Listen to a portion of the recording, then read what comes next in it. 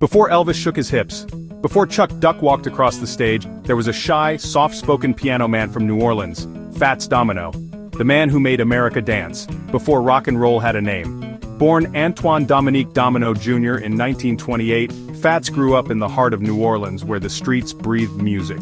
His uncle taught him to play piano by ear at age 7. By 10 he could outplay grown men, and by 14, he was working factories by day, playing honky-tonks by night. In 1949 he released The Fat Man. It was bold, it was fast, it was rock and roll.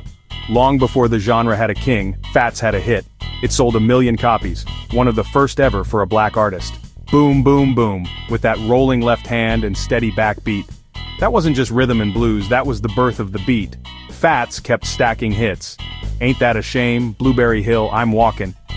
He sold over 65 million records, more than Chuck Berry, Little Richard, and even many white rockers.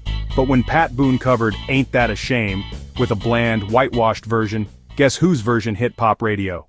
Even Elvis said, "A lot of people seem to think I started this business, but rock and roll was here a long time before me. Let's face it, I can't sing like Fats Domino can." Yet history keeps putting Elvis first, and Fats, somewhere in the background. He stayed in New Orleans his whole life.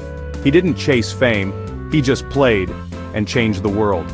Even after Katrina nearly claimed his life in 2005, fans rallied to rescue the legend they'd nearly forgotten.